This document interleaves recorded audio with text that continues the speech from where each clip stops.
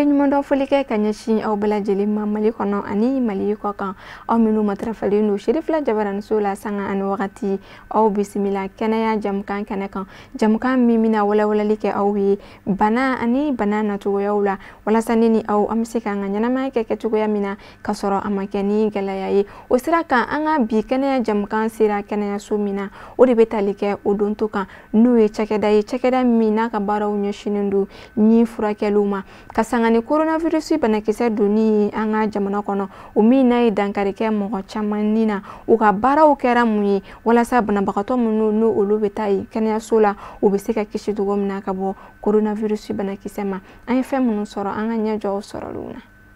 D'accord. Coronavirus daminɛ ni bi cɛ bi sɔɔni an bɛna kalo 4 sɔrɔ sinon an bɛ kalo 4 nan na. A daminɛ ni sisan cɛ an tun ye labɛn dɔw kɛ depuis k'an bɛ déclarer. An ye labɛnw kɛ pour que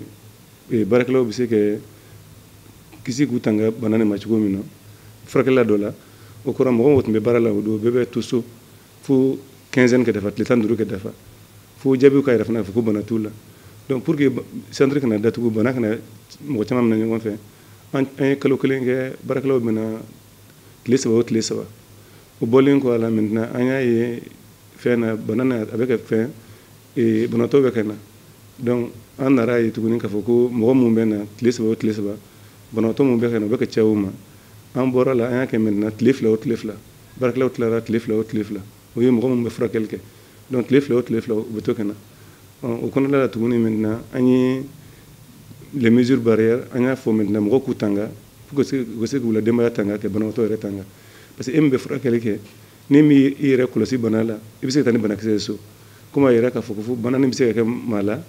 min tɛ bana tamasiyɛn bɛ yira donc maintenant ni bana bɛ se ka minɛ sɔrɔ i ma tamasiyɛn bɛ yira donc o kɔrɔ banabaatɔ e min bɛ banabaatɔ furakɛ i kan k'i yɛrɛ tanga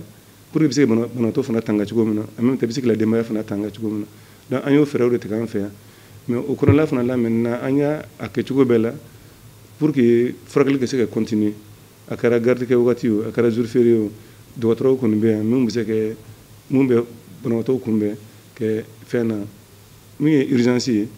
dɔgɔtɔrɔso da bɛna dɔ la comme ale ye commission min ɲɛsinnen don furakɛli ma ale y'o présidente ye commission médicale d'établissement ale bɛna da don furakɛli mun bɛ kɛ ale bɛ tila ka da don o la bon kɔlɔlɔ dɔɔni b'a la parce que ni kɔlɔlɔ min b'a la o ye d'abord maa mun bɛna furakɛli la parce que san'u k'a faamuya fɔlɔ k'a fɔ ko u la dɔgɔtɔrɔ tɛ kɛ yan don bɛɛ sanu tun k'o faamuya o tun kɛra degun dɔ ye parce que calendrier b'a la mais ɲinibagatɔ ko mɔgɔw bɛ n'an fɛ yan dimi de bɛ na ni maa caman ye u tɛna n'u ye consultation na mais ni dimi y'u tɔɔrɔ u caman bɛ na donc dɔw bɛ na don dɔw la o y'a sɔrɔ dɔgɔtɔrɔ tɛ yan n'a fɔ ko dɔgɔtɔrɔ tɛ yan u bɛ dimi hali n'an ko b'u bila mɔgɔ wɛrɛw fɛ yen mun bɛ se ka u filɛ ka ordonnance d'u ma o man di dɔw ye u b'a fɔ a mɛna dɔgɔtɔrɔ tuuru ma kɔnɔ parce que fɔlɔ an bɛɛ tun bɛ na don o don n'a fɔra ko sisan ko ka kɛ tile 3 o tile 3 ou bien tile 2 o tile 2 e dun bɔra ka taa ni kalo 1 i nana i hakili tara ko dɔgɔtɔrɔ bɛ jour min na donc o degun dɔɔni b'an kan sanni ni banabaatɔ ka ɲɔgɔn faamuya o la a kɛra degun dɔɔni o y'a fɔlɔ ye filanan maintenant bon ni n y'a fɔ cogo min kan to tile 3 o tile 3 la baara tun kolo tun giriyara mɔgɔ mun tun bɛ nale a fanga tun bonyara o ma parce que ni banabaatɔ cayara n'a fɔra k'a fɔ ko kabini 4 ou bien 5 kɛ dayɛlɛ wagati dɔ dun tun kɛra na coronavirus ko tɛ an bɛ se ka maa kura yɛrɛ mun siɲɛ fɔlɔ don an bɛ se ka taa fo maa 250 la don dɔ tɛnɛn mun fana bɛ taa fo maa 300 la n'a fɔra ko tɛnɛn don ou bien tile 2 kɛra baara min kɛ banabaatɔ nana caya donc mɔgɔ mun tun bɛ a tun bɛ caya o ma donc o kɛra degun dɔɔni y'a fɛn na mais o bɛɛ n'a ta n y'a fɔ cogo min na maintenant garde kɛ waatiw fana la baara bɛ se ka kɛ donc mɔgɔw bɛ fana ko garde mɔgɔw b'a kɔnɔ na 16 heures tɛmɛna na lankasara tɛmɛna ani sibiri ni dimanche fɛ mɔgɔw bɛ kɛ ka banabaatɔw kunbɛn. Bon banabaatɔ minnu bɛ na yan nɔ anw ye mesures ta depuis donda la u bɛ pour que u ka se ka mesures ninnu respecter mesures mun bɛ fan bɛɛ édicté len don fan bɛɛ minnu bɛ na yan nɔ minnu bɛ sigi ka kɔnɔli kɛ yan'u ka turu ka se o yɔrɔ la an kɛlen don ka mesures fana ta pour que ka furancɛ don u ni ɲɔgɔn cɛ an kɛlen don k'o mesures ta bon k'o bɛɛ bɔ a la parce que kuma dɔw la dimibagatɔ tɛ lamɛnli kɛ donc mɔgɔw b'an bolo sisan nɔ minnu talen don kama minnu bɛ yaala banabaatɔ ni ɲɔgɔn cɛ ka kumaw ɲɛf'u ɲɛna k'a lajɛ k'u la sensibiliser pour que u ka se k'u muɲu yɛlɛma minnu donna baara la u bɛ se ka an yɛrɛ dɛmɛ cogo min na an ka baara taabolo la pour que baara bɛ se ka kɛ nɔgɔya la olu bolo ani anw bolo et puis surtout dans les mesures de précaution pour que an bɛɛ ka bɛ se ka tanga cogo min na. Donc an y'o o fɛɛrɛ supplémentaire fana sɔrɔ k'o fara kan bana in bɔli la. An bɛ se ka fɔ a ye nafa ɲɛ parce que daminɛ la mankan minnu tun bɛ k'an da la olu nɔgɔyara kosɛbɛ sisan komi kuma de bɛ fɛn bɛɛ ɲɛnabɔ ni avec la communication a ye nafaba ɲɛ banabaatɔw bɛ fɛnw faamuya kosɛbɛ alhamdulillah u b'an dɛmɛ an ka baara la kosɛbɛ. Ayiwa yan nɔ yɛrɛ tɔgɔ ye ko odontostomatologie ça veut dire que quelque part ni banaw bɛ furakɛ mais stomatologie o ye da banaw ye ka bɛ taa se fo kunkolola banaw ma parce que n t'a dɔn n'aw munumununa yɔrɔ la an ka service kɔnɔna na yan yɔrɔ la bloc opératoire bɛ yen nɔ ça veut dire que kunkolola bana ninnu traumatisme bana wɛrɛw bɛ kunkolo la cancer ni fɛn ninnu olu bɛ sɔrɔ mɔgɔ minnu na olu bɛ opérer yan yɔrɔ la banabaatɔw bɛ lada an bolo yan nɔ yɛrɛ donc an ka yɔrɔ organiseren don de sorte dugumana ninnu ni furakɛ ninnu bɛ kɛ yan yɔrɔ la ani sanfɛla yɔrɔ dɔ mais banabaatɔw bɛ opérer yan yɔrɔ la fo banabaatɔw bɛ furakɛ donc fɛn o fɛn ye kunkolo yanfan fɛn ninnu ye an b'a caman ɲɛnabɔ an fɛ yan yɔrɔ la. Coronavirus ko k'a daminɛna dɔgɔtɔrɔso bɛɛ la bɛɛ b'i niyɔrɔ kɛ spécialement service social parce que bien que coronavirus tɔw t'an bara mais an ka baara ɲɛsinin bɛ kɛrɛnkɛrɛnnenya la prévention de ma n'o ye ɲɛsigi baaraw ye n'a bɛ fɔ ko bana kunbɛn ka fisa ni bana furakɛ donc prévention kɔnɔ o kun ye de n'i y'a ye an ka baara de nafa ka bon kosɛbɛ parce que anw de bɛ furakɛlikɛlaw ka baara nɔgɔya ni prévention ɲuman kɛra ni lakanani ɲuman kɛra sanfɛ o bɛ dɔ bɔ furakɛlikɛlaw ka baara la donc o de ye anw ka baara yɛrɛ nafa belebeleba ye ka d'a kan fana odonto la yan mɔgɔw bɛ se k'a fɔ ko a bɛ baro la k'a fɔ ko coronavirus odonto mais coronavirus yɛrɛ belebeleba a bɛ se k'a fɔ odonto parce que odonto an ka baara ɲɛsinnen bɛ da kɔnɔna de ma coronavirus dun yɛlɛmali belebeleba ye da kɔnɔna de ye donc o de sababu la an bɛ baara caman kɛ ka ɲɛsin coronavirus kɛlɛli ma odonto la yan. O de ye hali bi maliyɛn bɛɛ k'i hakili to i yɛrɛ la docteur so don docteur so tɛ bɛɛ k'i hakili to i yɛrɛ la coronavirus ko in na bana min don nkalon t'a la tiɲɛ don bon n'a kunbɛra a bɛ se ka kɛ caman bɛ bɔ a fanga la o kunbɛnlan dun ka nɔgɔn k'i tɛgɛ ko safinɛ la ka masque don n'i taara jamamayɔrɔ la ka furancɛ bila i ni mɔgɔw ni ɲɔgɔn cɛ. bon wale min taara bon nafa dun nafa tɛ nafa ye mun ye an b'a fɔ min na parce que an sera ka bana kunbɛn an sera ka an ye bana kunbɛn parce que an jɔyɔrɔ ye min ye coronavirus kɛlɛli na o ye ka bana kunbɛn kɛ anw yɛrɛ kisi ka banabaatɔ minnu bɛ na la an fɛ an k'olu fana kisi an na dɔnniya da mɔgɔ ma fɔ an ɲɛna k'a fɔ k'a bɔra odonto la ko bana yera la hali bi na an bɛ dugawu kɛ fɛn bana kana ye an na baarakɛyɔrɔ mɔgɔ fana la depuis a daminɛ fo ka se bi la an na baarakɛyɔrɔ yan mɔgɔ si mɛ personnel soignant foyi tɛ yen min ye bana sɔrɔ donc an bɛ se k'a fɔ an ye kɛwale minnu ta pour que bana kunbɛn a kɛra nafa ye parce que an ye mɔgɔ kisi bana ma an y'an yɛrɛ kisi bana ma an y'an denbaya kisi bana ma o ye fɔlɔ mais filanan ye min ye an bɛ se k'a fɔ degun dɔ yera la parce que n'aw delilen don kɛ wari mun na don kasabi mun na don o tɛ ka sɔrɔ parce que dɔ bɔra activitéw la komi n y'a fɔ cogo min dɔgɔtɔrɔso bɛna da don o la donc o kɛra degun dɔ ye parce que anw fɛ yan baarakɛla caman bɛ yen mun bɛ sara n'an ye wari min na don yan an yɛrɛ la wari la donnen donc olu bɛ sara o de kan n'a fɔra ko dɔ bɔra banabagatɔ la donc wajibi o bɛ na ni degun dɔ ye dɔ bɛ bɔ musakaw la dépense dun tɛna ban nɔ la i tɛna se k'a fɔ ko coronavirus nana i ni maa mun ye baara kɛ ɲɔgɔn fɛ san caman ka tila ko coronavirus nana k'a fɔ k'u sara bɛ bɔ a ye wari min na don k'o tɛ ka sɔrɔ k'i b'u bila donc o degun dɔnnen b'an kan voilà mais nafa kɔni b'a la parce que an ye bana kunbɛn an bɛ ala deli hali bi ala kana bana ni se an na mɔgɔ min bɛ an yɔrɔ matarafa ani an yɛrɛ la baarakɛlaw ma kuma t'an somɔgɔw ma hakilina ye mun ye coronavirus ko nin d'abord an ka dɔn fɔlɔ fo bana nin ye tiɲɛ de o ye fɔlɔ ye filanan k'a fɔ ko kunbɛcogo b'a la mais kunbɛcogo ye min o ye fɛn mun fɔra k'an kɛ mesure barrière mun fɔra k'an kɛ kɛwale mun kɛ min bɛ se k'an kisi an k'o matarafa n'an y'o matarafa an b'a yɛrɛ kisi an bɛ maa wɛrɛ kisi et surtout kɛrɛnkɛrɛnnen an mun bɛ furakɛli kɛ parce que an mun bɛ furakɛli kɛ an k'an ka jija k'o matarafa banabaatɔ mun bɛ na an fɛ yan an k'olu kisi an ma an kana se ni bana fana y'an na so kɔnɔ donc o ye koba ye an k'an k'o faamuya fo dugukɔnɔmɔgɔw fana k'a faamuya hali bi k'a fɔ ko bana ni a bɛ yen bon a bɛ ban don min na an si t'o don an kɔni bɛ ala deli ala ka ban joona pour que maintenant activité bɛ se ka reprendre cogo min na parce que bɛɛ ɲɛ b'a la maintenant a kɛra kɔlɔlɔ ye a kɛra degun ye kɛnɛya ta fan na a kɛra degun ye wariko ta fana économie fana ta fan na donc o ye degun dɔ ye mais weleweelekan min b'an fɛ kɔni fo mɔgɔ ka bila u kunna k'a fɔ ko bana nin bɛ yen mais k'a fɔ ni taara baarakɛyɔrɔ la ko n bɛ bana nin sɔrɔ o tɛ parce que an ye fɛɛrɛw tigɛ min bɛ se ka mɔgɔw kisi bana nin sɔrɔli ma donc hali bi ni min tɔɔrɔlen don ni min degunnen don fɛn na kɛrɛnkɛrɛnya ɲi dimi ni ɲi dakɔnɔ la dimiw na u k'u jija ka dɔgɔtɔrɔso matarafa an b'u labila la y'a mɛn an bɛ se k'o de fɔ mɔgɔw ɲɛna.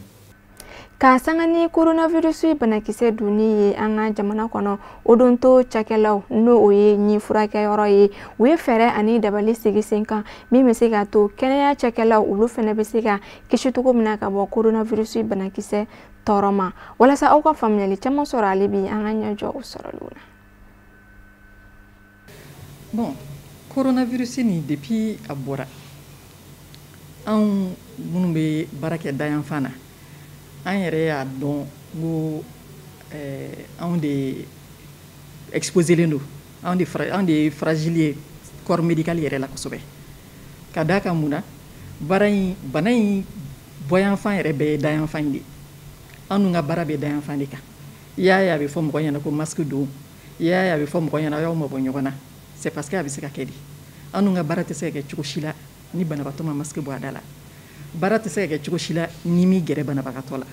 y'a ye aw yɛrɛ y'aw ka reportage kɛ sisan aw y'a ye distance min bɛ banabaatɔ ni furakɛlikɛla cɛ donc an ka baara in na mesure minnu fɔlen don coronavirus ko la ni tɛgɛko yɛrɛ k'i bɔ a la an tɛ se k'a tɔ respecter o dun taabolo kɔnɔna na sisan fɛɛrɛ kelen min bɛ se ka sɔrɔ a la c'est que k'i yɛrɛ tanga o tangali ninnu kɔnɔna na mesure dɔw taara à l'international mun ye ɲinko baaralaw ka fɛn ye mun fɔra a fɔra ko fɛɛrɛ dɔw bɛ yen nɔ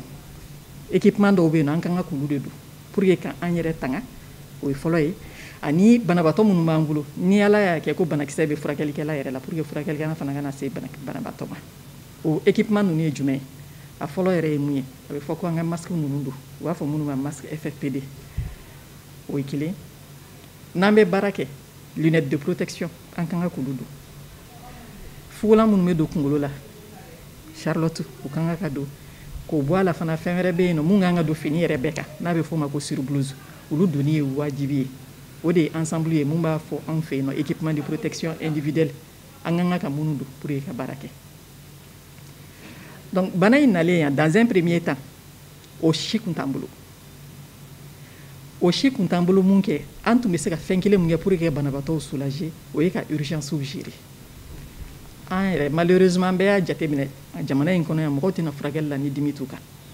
donc n'u ka dimi nana an bɛ se ka mun kɛ pour que ka dimi soulager an b'o prescription kɛ furaw bɛ sɛbɛn ka d'u ma pour que u ka se ka fura ninnu ta ka dimi da o kɛra dans un premier temps après bana yɛrɛ carilen dugu kɔnɔna na structure hospitalière u dotera équipement dira mɔgɔw ma donc an kɛlen ka équipement sɔrɔ sisan nɔ an y'an ka baara taabolo yɛlɛma dɔɔni n b'a fɔ n ye baara taabolo yɛlɛma dɔɔni parce que hali sisan an tɛ ka baara kɛ a ɲɛ bɛrɛbɛrɛ la donc ni minnu nana fɔlɔ la an kun tɛ si banabaatɔ yɛrɛ ma mais sisan nɔ au moins acte dɔw bɛ yen nɔ an b'olu poser ni ɲindimi jugumanba bɛ minnu na ni ɲiw sɛgɛnnen don an bɛ se ka ɲi bɔn kɔni kɛ mais hali sisan an ka baara ma se on n'a pas atteint les 100% an ma se a danna parce que furakɛli ninnu an tɛ ka se k'olu kɛ furakɛli ninnu tɛ se ka kɛ parce que aw yɛrɛ ɲɛ bɛ yɔrɔ la yɔrɔ bâtiment kɔrɔlen don a ka dɔgɔn a cogoyaw ne répondent pas aux normes parce que sisan mun de bɛ fɔ ni magara machine na i kan ka yɔrɔw bɛɛ dayɛlɛ fo fiɲɛ ka circuler yanni ka banabaatɔ wɛrɛ ladon aw yɛrɛ y'a ye jama bɛ na yan cogo min na docteur Jawara bɔra k'a fɔ sisan nɔ tile kɔnɔna na i bɛ se ka mɔgɔ 250 sɔrɔ n'i ko ko banabaatɔ kelen fɛn man bɔ k'i bɛ 30 minutes kɔnɔ ou bien i bɛ 45 minutes kɔnɔ ka yɔrɔ aéré yanni ka filanan ladon tile kɔnɔna na i tɛna caman ta o la dɛ donc o bɛɛ cadre kɔnɔna na parce que machine ninnu n'an b'u utiliser u bɛ fɛn dɔw de bɔ u b'a fɔ o ma ko aérosol o chargelen don microbe la o bɛ diffuser yɔrɔ bɛɛ la donc il faut aérer pour que yɔrɔ ka saniya on va dire yanni i ka banabaatɔ wɛrɛ ladon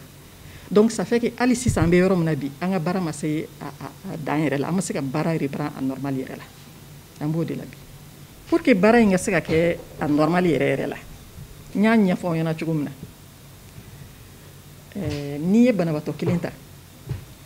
i ka kan ka minɛnw désinfecter o tɛ problème ye mais i ka kan ka yɔrɔw dayɛlɛ sisan walasa fiɲɛ ka boli